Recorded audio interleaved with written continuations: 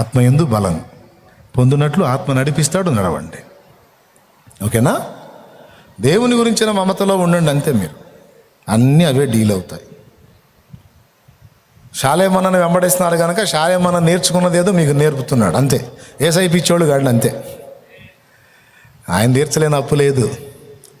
శాశ్వతంగా నీకు నరకం కలిగించే పాప రుణం తీర్చడానికి ప్రాణమే పెట్టినోడు నీ కరెన్సీ రుణం తీర్చలేడా?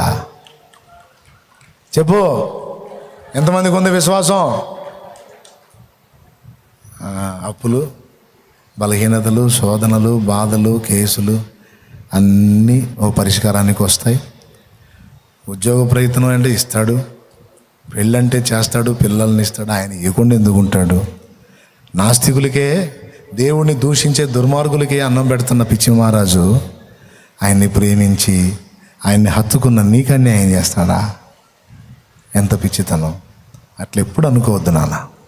ఖచ్చితంగా ఆయన సమయం అందు ఆయన కదులుతాడు. ఆయన కదిలినప్పుడు నువ్వు పట్టజాలనంత దీవెన పొందుతావు.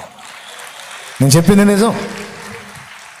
కాబట్టి ఆయనకు అప్పచెప్పే జీవితం, మారు మనసు పొందు, రక్షణ పొందు, పరిశుద్ధపరచబడు.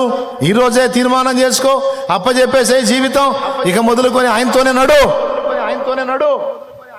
అప్పుడు నీకు ఎదురుండదు నాన్న. చాలా మన అనుభవం లేకుండా చెప్పట్లేదు నాన్న. ఏదో ప్రసంగికుడిగా ఉన్నాను కాబట్టి బోధించడం కాదు నాన్న.